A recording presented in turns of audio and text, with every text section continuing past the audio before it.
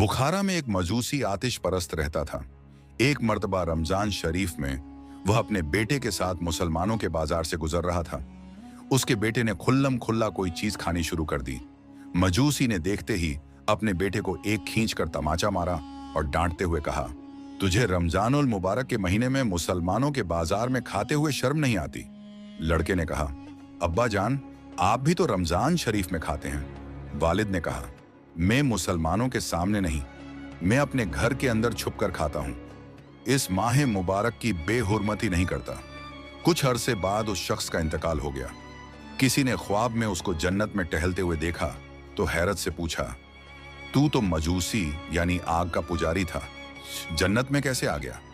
कहने लगा, वाक्य में मजूसी था, लेकिन जब मौत का वक्त करीब आया तो अल्लाह ताला ने एहतराम रमजान की बरकत से मुझे ईमान की दौलत से और मरने के बाद जन्नत से मुशर्रफ फरमाया।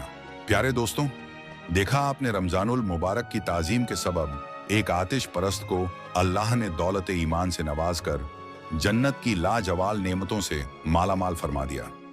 इस हिकायत से खुसूसन उन गाफिलों को दर से इबरत हासिल करना चाहिए जो मुसलमान होने के बावजूद रमजानुल मुबारक में अव्वल तो वह रोजा नहीं रखते, फिर चोरी और सीनजोरी, यूं के रोजादारों के सामने ही सिगरेट के कश लगाते, पान चबाते, हथता के सरेआम पानी पीते, बल्कि खाना खाने से भी नहीं शर्माते। ऐसे लोगों के लिए सख्त सजा है। गौर कीजिए, खूब सोचिए, जब दुनिया में रोजाखोरों की सख्त सजा तजवीज की गई है, ये सजा सिर्फ हकीम इस्लाम ही दे सकता है, तो आखिर तक ये सजा किस कदर हौलनाक होगी? मुसलमानों होश में आई, कब तक इस दुनिया में गुल छोड़े उड़ाएंगे? क्या आपको मरना नहीं? क्या इस दुनिया में हमेशा इसी तरह दंदनाते फिरेंगे?